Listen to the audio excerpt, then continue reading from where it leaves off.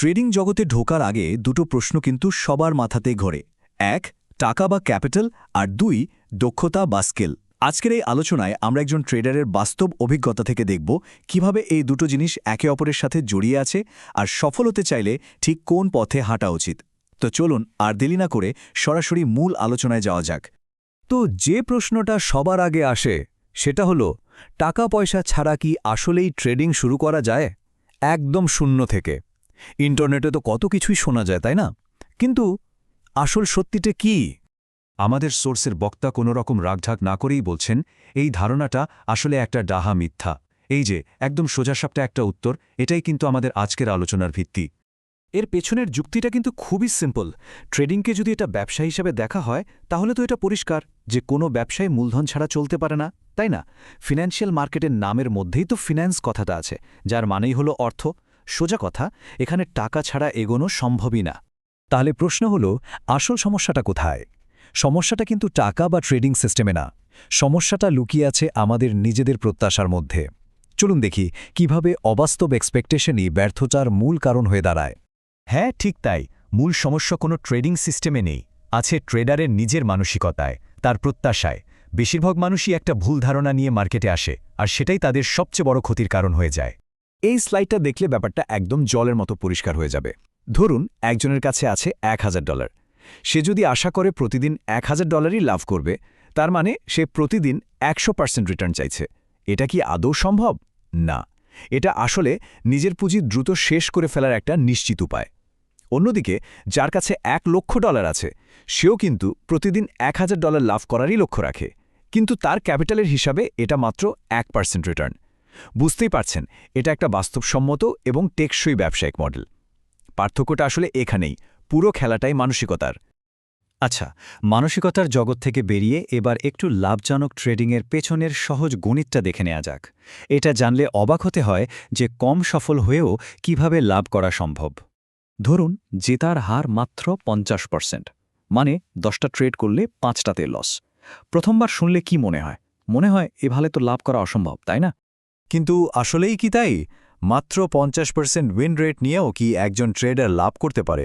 উত্তরটা হলো হ্যাঁ, অবশ্যই পারে। আর এর পেছনের আসল রহস্যটা হলো রিস্ক ম্যানেজমেন্ট। এই স্লাইডের হিসাবটা একটু দেখুন। ধরা যাক 10টা ট্রেড করা হলো। প্রতিটি ট্রেডে লসের ঝুঁকি $100 আর লাভের লক্ষ্য $200, মানে 1:2 রিস্ক রিওয়ার্ড রেশিও। এখন 50% জেতার হারে 5টা ট্রেডে মোট লস হবে $500। কিন্তু বাকি যে 5টা ট্রেড জেতা হলো, সেখানে মোট লাভ কত? $1000। তাহলে কি দাঁড়ালো? $500 নিট লাভ। ভাবা যায়, অর্ধেক ট্রেডে হেরেও কিন্তু দিন শেষে লাভ করা সম্ভব। সুতরাং আসল খেলাটা কিন্তু প্রত্যেকটা ট্রেড জেতার মধ্যে নেই। আসল খেলাটা হলো ম্যানেজমেন্ট। নিজের অর্থ আর ঝুঁকিটা যদি ঠিকঠাক ম্যানেজ করা যায়, তাহলেই লম্বা সময় ধরে লাভ করা সম্ভব। এখন প্রশ্ন আসে, এই ম্যানেজমেন্ট শেখার জন্য আর ট্রেডিংয়ের জন্য যে ক্যাপিটাল দরকার, সেটা জোগাড় করার পথটা কি? চলুন আমাদের সোর্সের বক্তার ব্যক্তিগত জীবন থেকে একটু অনুপ্রেরণা নেওয়া যাক। তার জার্নিটা শুরু হয়েছিল 2019 সালে একটা শপিং মলের সেলসের চাকরি দিয়ে। সেখান থেকে টাকা জমিয়ে তিনি ট্র্যাভেল পিলোর ব্যবসা শুরু করেন। তারপর ব্যবসার মার্কেটিং খরচ বাঁচানোর জন্য নিজেই ভিডিও এডিটিং শিখে ফেলেন। পরে সেই স্কিলটাকে কাজে লাগিয়ে ফ্রিল্যান্সিং শুরু করেন আর একটা স্টেবল ইনকাম নিশ্চিত করেন। আর সবশেষে যখন তার হাতে যথেষ্ট মূলধন আর দক্ষতা দুটোই তৈরি হয়ে যায়, তখন তিনি মন দিয়ে ট্রেডিং শুরু করেন। সবচেয়ে গুরুত্বপূর্ণ বিষয়টা হলো, ট্রেডিং তার যাত্রার শেষ ধাপ ছিল, শুরুটা নয়। এই পুরো যাত্রার মূল দর্শনটা কি? দর্শনটা হলো, স্কিল বা দক্ষতা কখনো বেইমানি করে না। জমি বা অন্য কোনো সম্পদ হয়তো হাতছাড়া হয়ে যেতে পারে, কিন্তু যে দক্ষতা একবার অর্জন করা হয়, সেটা সবসময় সাথে থাকে আর নতুন নতুন সুযোগ তৈরি করে দেয়। তাহলে যারা একদম গোড়া থেকে শুরু করতে চায়, তাদের জন্য পরামর্শটা কি? প্রথমত, হাতে ক্যাপিটাল না থাকলে ট্রেডিংয়ের কথা ভাবাই উচিত না।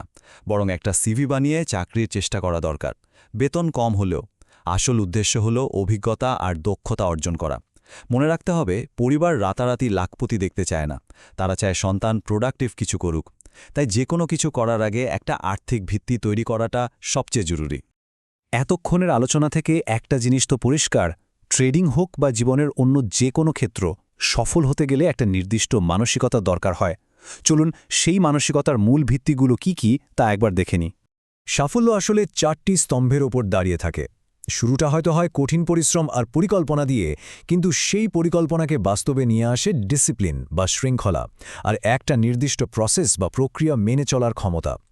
এর যে কোনো একটা যদি দুর্বল হয়ে যায়, তাহলে পুরো কাঠামোই কিন্তু নড়বড়ে হয়ে যেতে পারে। শেষ কথা হলো, সাফল্য কোনো একদিনের হঠাৎ ঘটে যাওয়া ঘটনা না। এটা আসলে প্রতিদিনের ধারাবাহিক শৃঙ্খলিত অভ্যাসেরই ফল। বড় কোনো অর্জন সময়ের সাথে সাথে এই ছোট ছোট কাজগুলো জমেই তৈরি হয়। আলোচনা শেষ করার আগে একটা প্রশ্ন রেখে যেতে চাই। নিজের দিকে তাকিয়ে একটু ভাবার মতো বিষয়, এমন কোনো অভ্যাসটি আছে যা আগামী 5 বছরে একজনকে বাকিদের থেকে আলাদা করে দেবে এবং সাফল্যের কারণ হবে? আর যদি এমন কোনো অভ্যাস না থাকে, তাহলে শায়দ আজই সেটা তৈরি করার সেরা সময়।